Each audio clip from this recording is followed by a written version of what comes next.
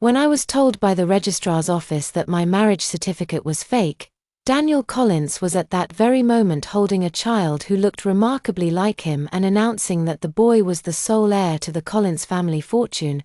I called him 99 times, everyone knew, because Daniel's phone lit up with my name again and again, but he simply shut off his phone, brushing me aside as if I were nothing more than a nuisance. Watching him so calm and composed, my tears finally fell.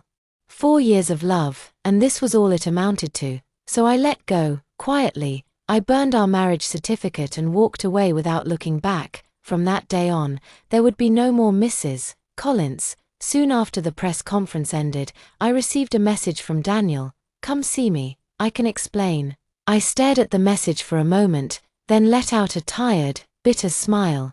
Explain what? That the marriage certificate was never real, that he had hidden it from me for 4 whole years. But what if Daniel really did not know the certificate was fake? Clinging to that last thread of hope, I went to his office. I had just reached the entrance when his assistant rushed over to stop me. "Miss Foster," she said nervously, "Mr. Collins gave strict orders. No one is allowed in right now. Miss Barnes and the young master are the top priority. Not even you are allowed through." I stood frozen outside the tightly shut doors, yet even from there, I could hear laughter drifting out from within. Through the narrow gap, I saw Daniel cradling the sleeping child in his arms, one hand gently resting on his former lover, Ella Barnes. So that was it. In Daniel's heart, I had never been enough. Not compared to her. Years ago, Ella insisted on going abroad. That night, Daniel and I had an unexpected encounter. Only after that did I get the chance to be near him. 1 year later, he flew me to a deserted island and proposed. There was a huge pink banner that read "I love you." I teased him for being tacky, but in truth, I felt nothing but happiness. After we were married, he once fell asleep drunk in my arms and whispered that he wanted a child. I took it to heart and tried everything to get pregnant. Then, less than a year later, he said he did not want children anymore. I gave up on IVF, settled for opening a small preschool, and poured all my love into the children there as if they were my own. But now, it turns out everything could be fake. The marriage certificate, and even the love. I took a deep breath, wiped away my tears, and turned to leave. Just as I did, the office door opened. "MIA Foster, is that really you?" Ella's voice rang out in surprise, as if she had no idea I had been married to Daniel all these years. Of course, how would she know? Back then, I had begged Daniel to post something about us on social media, but he brushed me off, saying he only shared meaningful moments. And yet his posts had always been full of Ella before. I had pretended not to understand, but deep down I knew, he just did not want Ella to find out. I turned slowly, ignoring the smug look in Ella's eyes and focusing on Daniel instead. He lowered his gaze, gently pulled Ella behind him, and coldly blocked me from stepping inside. "What are you doing here?" he asked, his voice distant. Ever since Ella came back last month, Daniel had been leaving earlier and returning later. When I tried asking his friends about him, they treated me like a stranger. Not a single one saw me as his wife. They would not even make a call on my behalf. I had noticed Daniel's growing coldness day by day. I did not want to believe it. I kept thinking maybe I had not done enough. So I worked harder for this home, but he still treated me like this. Maybe it was time for me to let go too. I said nothing about the message he had sent. I simply said I was just passing by, and turned to leave. "Stop lying to yourself," Ella called after me with a smirk. "Who just passes by the CEO's office? Come on in, MIA. She grabbed my wrist and tried to drag me inside. I cried out from the sudden pain. My wrist had been aching for years. "Let go of me," I gasped. Then, to my surprise, Daniel rushed over with concern in his eyes. He gently held my hand and asked, "Are you all right, sweetheart?" At that moment, Daniel tried to put on an affectionate act, pretending to care for me deeply. But if he had truly cared, he had plenty of time and chances to explain things to me. Instead, he had chosen silence and allowed me to face embarrassment alone.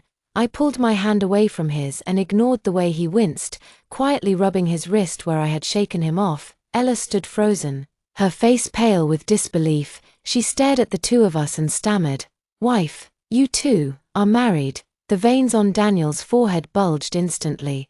I noticed the beads of sweat forming near his hairline and, oddly, felt a twisted sense of amusement. How anxious must he be to react like this? He said it by mistake, I said calmly, just a slip of the tongue. But Daniel's expression darkened as I stepped away from him. He was not happy at all. I suddenly recalled how, back when we got married, he told me there was no need to go in person to register the marriage, claiming he had connections. Now I realized it was all a lie. He was probably afraid I would find out the marriage certificate was fake. Maybe he was even more afraid that once things were official, he would have no way back to Ella. I no longer dared to call myself his wife.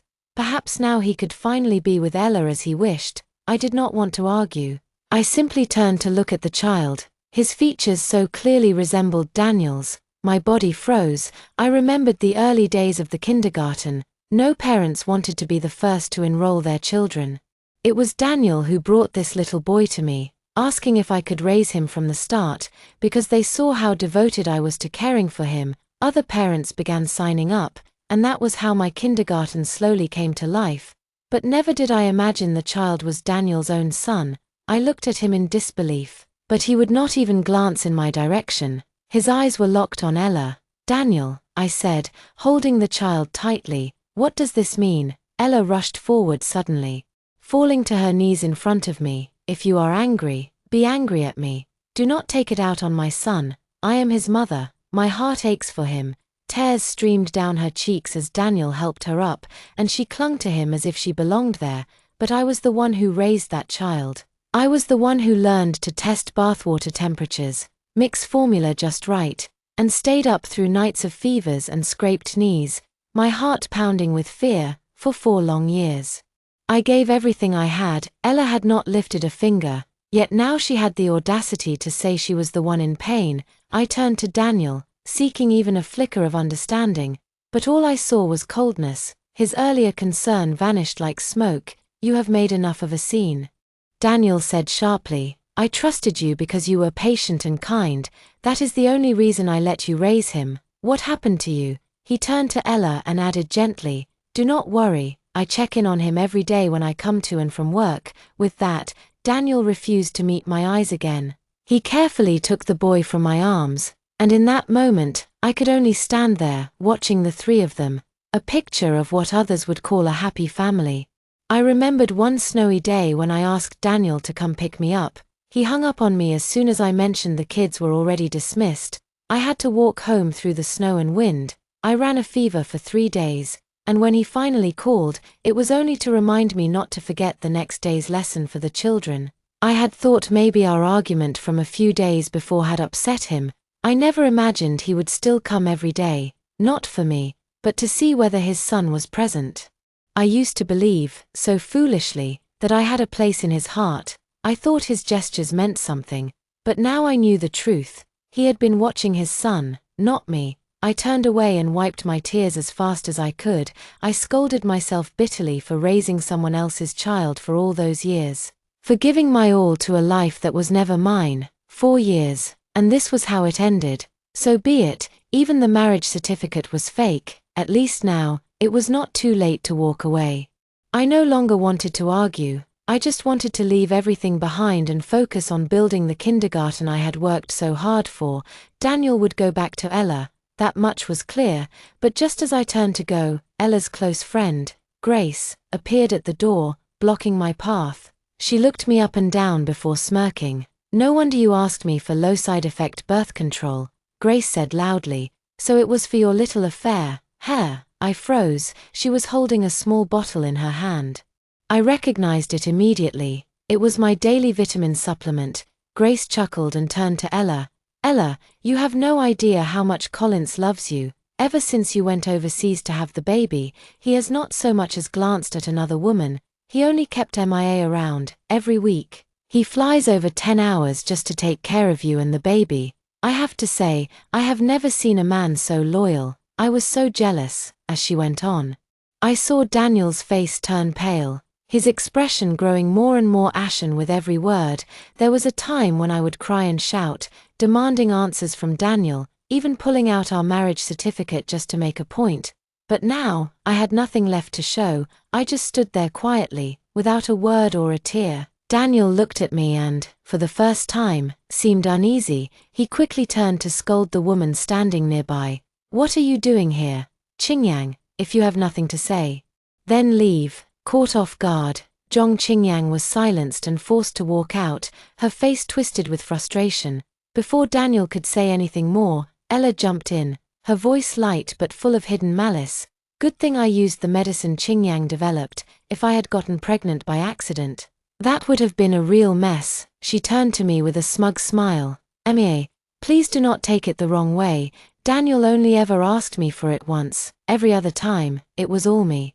I gave it to him because I wanted to. If you happen to take it by mistake, do not blame Daniel, blame me." With that, she hid behind Daniel like a mischievous child, watching me with satisfaction. Daniel looked nervous. My silence only seemed to unnerve him more, and without thinking, he blurted out, "Mia, it is not what you think. I did not cry. I had long since run out of tears." Hearing his weak explanation, I could only laugh inside. "Then what is it, Daniel?" I asked quietly. He opened his mouth but said nothing. The silence between us grew heavy. When he first said he wanted a child, I did everything I could to become pregnant. I wanted a baby that was truly ours. My health was never strong, but I visited doctor after doctor, tried every treatment, and even turned to folk remedies. In the end, I bit down on the pain and started IVF treatments. But then, without warning, he told me he did not want children at all, even though I longed to be a mother. I respected his decision. I gave up the dream without a word. What I never expected was that the vitamins he handed me after every intimate moment were actually birth control pills. He made sure I had a fresh bottle each month, always brought to me with care, so that was the truth. He already had a child with her, and the warmth he gave me was just pity. All this time, I had been the fool, thinking he truly loved me. Daniel pushed Ella gently aside and walked toward me, his voice softened, as if I was still the same woman who once hung on his every word. "Amé, I had that formula specially made. It has very few side effects. Please do not worry too much." He reached for my hand. "Today has been a lot. Let me deal with everything first, and then we can talk." "All right." I stepped back quickly, avoiding his touch, his face, his words. All seemed rehearsed, as if nothing had changed. He still thought I was the same woman who could be soothed with a few gentle words. The same woman who would always wait, quietly, until he finished dealing with everything else, only to be told in the end that it was none of my concern. But not this time. I had finally learned. I took out 2 marriage certificates and looked him in the eye. "You knew all along that these were fake, didn't you?" Before I could even lift them, Daniel rushed to block Ella's view. "How long are you going to drag this out?" he snapped, "just over some fake marriage papers. Is that really why you blew up my phone with all those calls?" "Yes," he said bluntly, "they are fake. So what? We still lived together for years, did we not?" I let out a bitter laugh. Something I had agonized over for so long meant nothing to him, but the sad part was that I still kept trying to find excuses for him. Then came a voice from behind. "Daniel, come quick. The baby will not stop crying." The sound of the child's wails filled the office. I turned and saw Ella pacing in confusion. Clearly overwhelmed, my brows furrowed. I had helped raise that child with my own hands. A part of me wanted to walk away, but another part could not. But no matter how unwilling I was, it did not change the fact. The child was hers. While I hesitated, Daniel had already scooped up the baby with practiced ease. As if he had done it 1,000 times, Ella leaned on his shoulder and hummed a quiet tune. "Daniel," she whispered, "I was the one who insisted on leaving, but now, would you still be willing to be this child's father?" Daniel said nothing. He stared at the child in his arms, his expression unreadable, as though he had not heard her at all. Ella claimed the baby was from a one-night stand, but something about that story had never sat right with him. And me, I stood there in silence, looking down at the marriage certificate in my hand. I had chosen that date so carefully. It was May 20th, a day that symbolized love and forever. How foolish that seemed now. Ella had returned from abroad, and Daniel had officially acknowledged the child as his own. Looking back now, I realized I never should have tried so hard to prove that Daniel had once loved me. I handed him the small red booklet and said calmly, "Daniel, This is my wedding gift to you." The bright smile in the photo faded the moment the lighter clicked. As the flames began to eat away at the marriage certificate, the warmth of our past disappeared with it. I watched the paper curl and blacken on the floor. Daniel's expression turned frantic. "MIA," he shouted. "Come back here. You cannot just divorce me like this." He stepped forward, voice shaking with panic. "Do not forget, I still have something on you." But I said nothing. I turned away and walked out the door. I did not look back, not even once. As the document burned to ash, from that moment on, Daniel no longer had a wife, and I no longer had a husband. Thankfully, I still had my career, I still had my freedom. Back at home, I packed up everything I owned without much fuss. Within a day, I had moved into the staff dormitory at the preschool. It was not until a full week later that Daniel finally messaged me.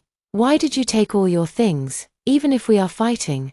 There's a limit to how long you can storm out." It had been 7 days, and only now did he realize I was gone. He must have been living with Ella the whole time. I stared at the message for a moment, then calmly blocked him. Just then, a voice interrupted my thoughts. "Miss Foster, where should I put this plant?" It was the new male teacher, J. Jew, holding a pot of flowers and smiling brightly. He was patient and eager to learn, so I did not mind showing him the ropes.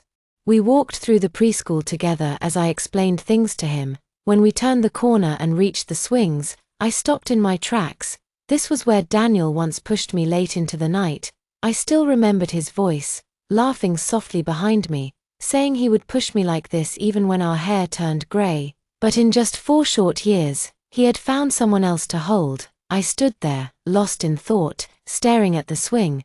Jay seemed to notice something in my expression. Without a word, he gently tugged my arm and coaxed me to sit down on the swing. He glanced down, cheeks flushed, and asked, "MIA, may I call you that?" He looked bashful, but his hand stayed steady as he gave me a gentle push. A sudden voice rang out behind us. "Barely a week, MIA. And you have already moved on to someone new." Daniel stood behind us, eyes locked on the scene before him. The two of us laughing, relaxed. It hit him like a punch to the chest. For days, he had been calling and texting endlessly, getting no reply. And now, seeing someone else beside me made his stomach twist. He stepped forward stiffly, glaring at Jay. "You must be new here, maybe you do not know, but I am Miss Foster's partner. My name is Daniel." Jay looked flustered, stepping back in confusion. I almost laughed. Back then, he refused to give me a proper title. He trapped me with a fake marriage certificate. And now that I had burned it, how dare he still call himself my partner? I waved Jay away gently. Daniel seemed pleased by my gesture. His face softened as he walked toward me and took my hand. "Honey, everything I said before, I did not mean it. I just wanted you to comfort me a little. I am apologizing now. MIA, please stop this. If you want more marriage certificates, I will get you as many as you want. Just come home with me. I have barely been able to eat since you left." I let out a cold laugh. Daniel had always been a picky eater, so I only made the dishes he liked. But even then, all I ever got in return was his sigh, followed by a quiet comment. "Maybe you should learn from Ella." I had been unwilling to give up. Just to please him, I enrolled in late-night cooking classes. Every night I came home with oil burns on my hands. Not once did I complain. Now, I had no desire to cook for him ever again. I looked him in the eye and gave his words right back to him. Daniel froze. It was as if he never imagined I could speak to him that way. Just then, Jay reappeared, this time with the security guard in tow. "Miss Foster, the guard is here," Jay called. The moment the guard saw Daniel, he stepped forward without hesitation and began ushering him off the property. I stood where I was, watching it all quietly, and in that moment, I understood something very clearly. When love is gone, the heart no longer feels anything at all. I turned to leave. But Daniel grabbed my hand tightly, refusing to let go. He looked at me with disbelief and asked, "Was it you who called security to throw me out? How could you choose to send me away like that?" His eyes were slightly red, and his grip trembled with desperation. But in that moment, I felt nothing but a quiet satisfaction. Daniel then spoke again, his voice faltering. "Are you still angry? If you want, we can go to the registry office now. We can get married right away." Even then, he still did not understand. It was never just about registering, it was about me letting go. Just as I opened my mouth to respond, a call came through. It was from Ella's phone. A child's voice rang out, followed by Ella's recording. "Daniel, the baby, and I miss you." I gently pulled my hand from his and gave him a calm, polite nod, silently inviting him to answer the call. He hesitated for a few seconds, confused by how composed I was, but then accepted the call. "Daniel, I do not know what to do. Our son is refusing to eat again." Her voice was panicked. "Can you ask MIA to help? I really do not know how to take care of him." At that, Daniel's brow furrowed slightly. He glanced at me, his expression suddenly uncertain. I did not ask what he was thinking. Frankly, it was convenient. Ella had called, so I knew Daniel would leave, but I never imagined that after he left, he would return with the child. "MIA," Ella said as she stood awkwardly in the doorway. "You know Daniel has always taken such good care of me. He has never asked me to do anything like this before, so, could you please just watch the child for a little while? Once he is older, I will take him back," she added with a smile. "Besides, your place is like a daycare anyway. One more child will not make a difference." She stood there with the baby in her arms, glancing helplessly between me and Daniel, as if expecting me to agree without question. I was shaking with anger. The way she spoke, it was like I was nothing more than her hired nanny. Daniel remained silent for a long time before finally saying, "MIA, you have experience, just this once. Can you help?" I looked at both of them coldly. Without a word, I walked to the entrance of the daycare and shut the door in their faces.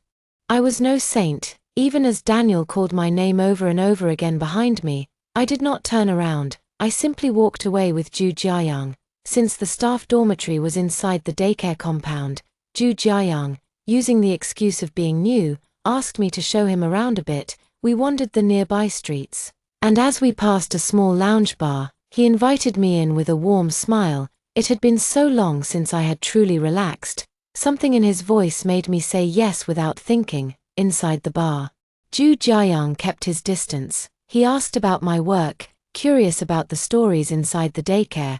We talked and laughed together until late at night. When we finally called a taxi to return, we said our goodbyes, and I walked toward my dorm, looking forward to a quiet night's rest. But as I approached the door, I saw someone sitting there. It was Daniel. He smelled faintly of cigarettes. When he saw me, he immediately stood and put out his cigarette. "I know you hate the smell," he said quickly.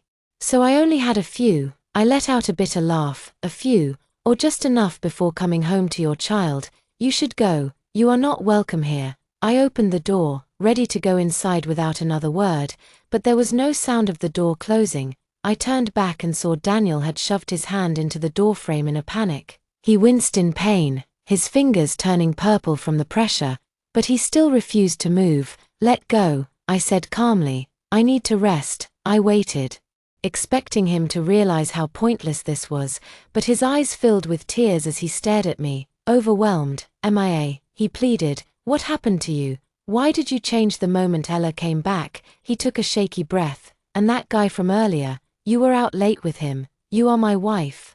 How could you go out alone with another man?" "Wife." I took out my phone and showed him the official record from the civil registry. According to the report, both he and I were listed as unmarried. He opened his mouth to speak, but I had no more patience. I did not want to argue. I did not want to wake the neighbors. "Daniel," I said quietly, "I do not care what you are thinking. The marriage certificate was burned. This is over." I looked him straight in the eyes. "From now on, your time belongs to Ella and your child. All I ask is this. Do not come here again." Daniel panicked and blurted, "No, you do not understand. I never said the baby was mine." He tried to explain, but I had already closed the door, and just like that, Daniel disappeared from my life.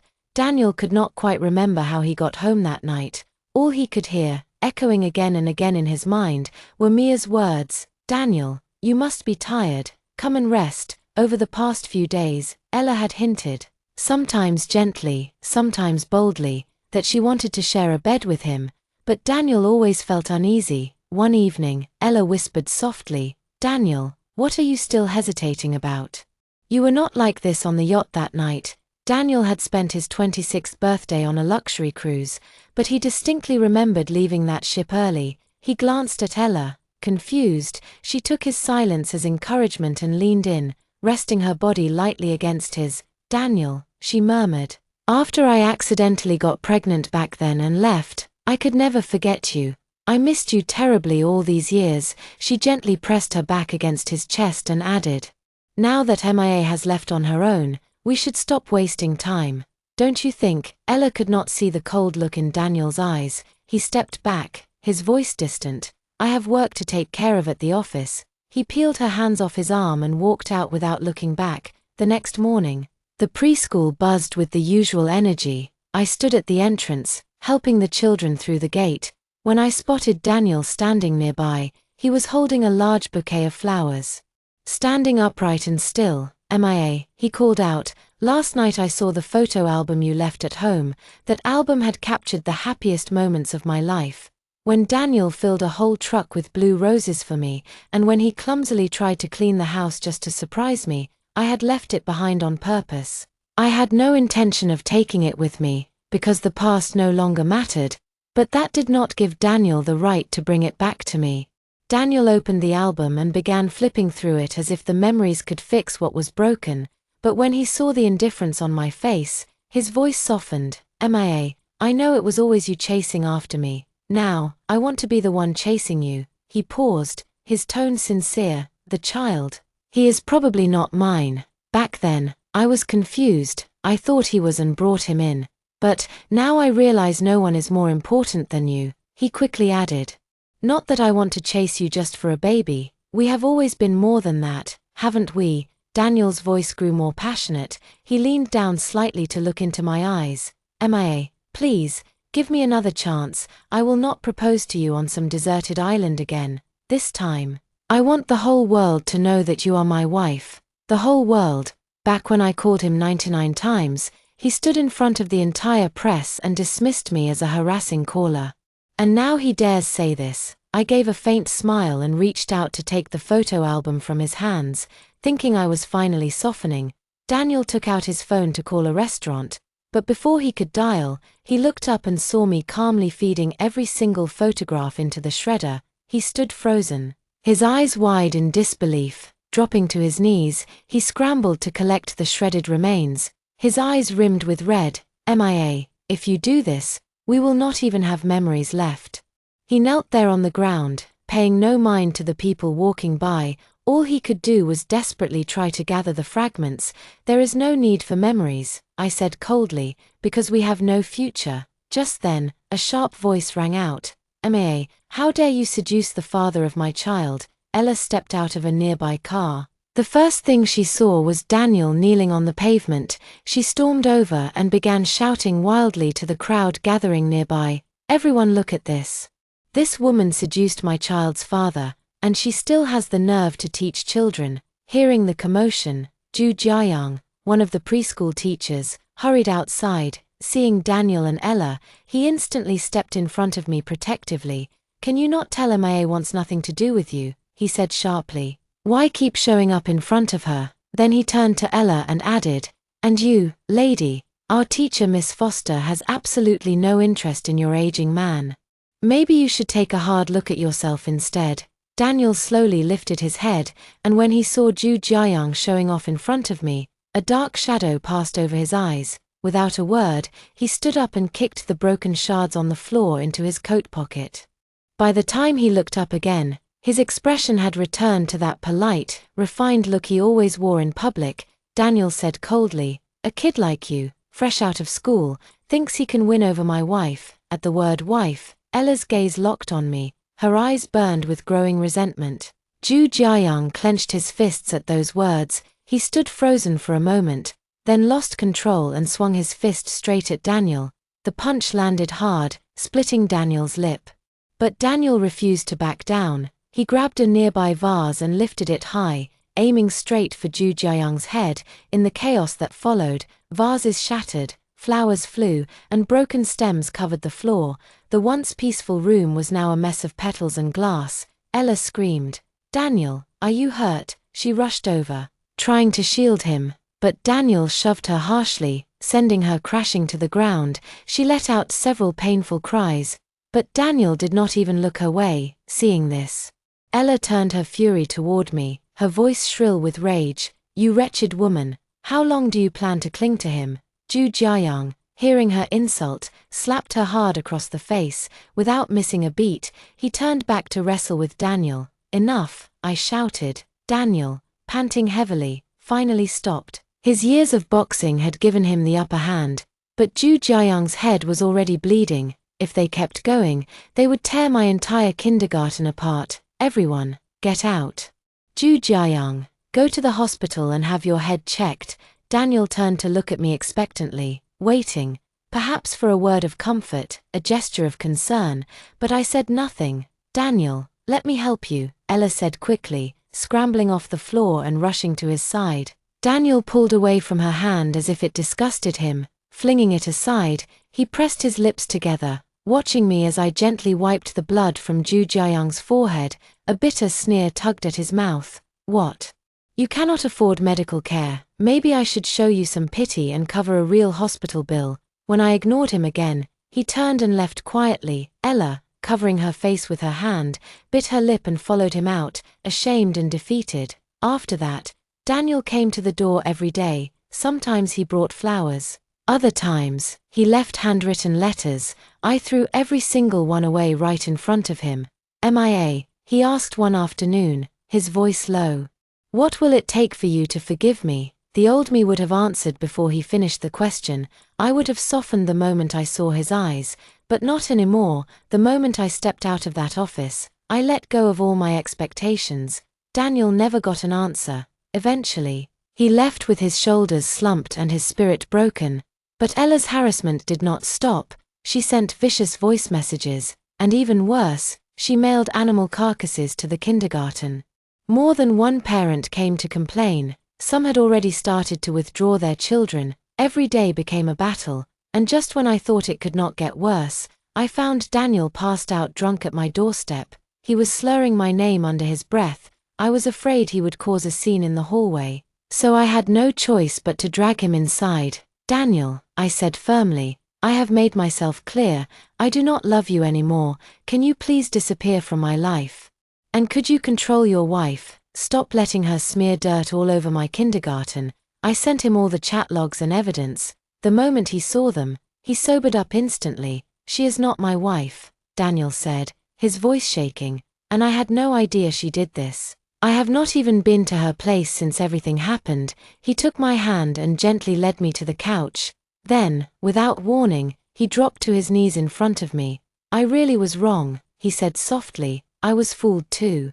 I should have seen it sooner." He quickly unlocked his phone and played 2 audio recordings. After leaving Ella's house that day, Daniel asked one of his closest friends to get close to Zhong Qingyang and try to get the truth out of her. The friend did not disappoint. Speaking with disdain, she said, "Ella, she is even better at pretending than I am." Back then, she played Daniel like a fiddle, always acting hot and cold, keeping him wrapped around her little finger. Once she heard that Daniel had been with no one but MIA for the past few years, she panicked. She even had the nerve to slip birth control pills into his wife's vitamins and claimed they had no side effects. "Nonsense. You take enough of those, and you will never get pregnant again." She leaned in closer, her voice dropping to a gossipy tone. "And that child, it is not even Daniel's, it belongs to his father." Ella had her eyes set on becoming his stepmother, said Daniel was not powerful enough. But then she changed her mind, decided she did not want to marry an old man. The day after their little accident, Daniel called her, and she saw her chance. She pinned the baby on him. Honestly, her luck is almost unbelievable. Daniel had not moved a muscle while the friend spoke, his eyes glassy with tears. He stood frozen, waiting for me to respond, but I remained silent. He whispered, "MIA, I raised my hand to stop him, then I let out a long, quiet sigh. Whatever drama was unfolding between Ella and Daniel, I did not want any part of it, and yet, I had suffered through it all. Looking back, maybe the real reason I never conceived over these 4 years was because of those pills he gave me. Pills he told me were just vitamins. I asked, my voice calm but heavy, "Daniel, if you loved her so much, why did you hurt me? If his heart had always been with Ella, then why the fake marriage certificate? Why lead me to believe I had built a happy life with the man I loved? Daniel wiped at his tears, but the redness in his eyes lingered. His voice shook as he sank to his knees in front of me. I thought I loved Ella, he said softly, but then I realized it was you I had fallen for, and that terrified me. I was afraid I would never be the man I was supposed to be. When Ella told me she was pregnant with my child, I panicked. I was scared you would find out. And since Ella refused to return at the time, I thought maybe if I raised the child with you, you would grow attached. Maybe then I could stay. When you became pregnant, I got scared again. I thought it was better not to have another child. You were afraid of the pain, so I thought it would be easier this way. Ella claimed her pills would not hurt your body. I believed her. I never imagined it would take away your ability to have children. MIA, please give me one more chance. I will give you the rest of my life. I will never ask for children again. If you want one, we can adopt. I will follow your lead in everything. Please, please say yes. His eyes were swollen from crying, but after hearing the truth, I could only sit there quietly. Just then, a glint from the jade Buddha hanging on Daniel's neck caught my eye. And a memory surfaced. Years ago, when Daniel had just taken over his company, he drank constantly to deal with the stress. There were times he drank until he bled internally. I was so afraid of losing him that I climbed a mountain on my knees to have that jade Buddha blessed by a monk. I remember the words the monk told me, that the meaning of life was not about romance, but about clarity of heart. Now I finally understood. Back then, my heart belonged to Daniel. And I prayed to every god I could find, but now, my heart belonged to myself, and I just wanted peace. Daniel, sensing my silence, fumbled in his pocket and pulled out a photo. It was one I had once torn to pieces. Now he had carefully put the fragments back together, each one flattened and glued in place. He was trying desperately to restore what we had, but what he never realized was that not loving someone is just as powerful a detail as loving them. I took the photo again. And right there in front of him, tore it apart once more. Daniel's face turned pale. He stared at me helplessly, unable to speak. Daniel, I said quietly, I am going to sell the preschool. I want to see the world. I want to live for myself. Please, stop wasting your time on me. Then I opened the door and gently showed him out, leaving him standing there, heartbroken and lost. While I was finalizing the handover of the preschool, I received an unexpected call from the Collins Corporation. They expressed interest in purchasing the preschool, offering 10 times its original value. Even more surprising, they planned to rename it MIA Preschool. Still unable to fully let go, I went to Daniel's office one last time, but before I could reach him, his secretary hurriedly stepped in to block my path. There was a time when he would show up out of nowhere on rainy days, holding out an umbrella without a word. When we were hiking through the desert, he would quietly hand me a bottle of water. He used to shield me from the blinding sun, never once asking for a thank you. A year later, I earned my private helicopter license. One day, while flying thousands of feet above the ground, I received a call from Daniel. His voice came through the headset, calm but resolute. I found the evidence. Ella committed crimes overseas. She has been arrested. She will not be getting out this time. There was a pause, then he added softly, "It is a clear day today, perfect weather for flying. Be careful up there." I waited for him to continue, but he fell silent. Just as I was about to prompt him, I heard his voice again, this time choked with emotion. "MIA, if one day I fall ill, would you come see me?" I said nothing for a long moment. As he prepared to end the call, I finally spoke. "I would come, but only once." There was a brief silence on the other end, then he whispered, "Thank you, MIA. Just hearing that makes me happy." Through the headset, I could hear his laughter, a bright, familiar sound that reminded me of the days when I first fell for him. But those days were long gone. We were no longer young. Thank you for watching today's story. If you enjoyed this video, please give it a thumbs up and share it with your friends. We'd love to hear your thoughts in the comments below, so feel free to share your opinions, and don't forget to subscribe to our channel for more great stories. We'll see you in the next video.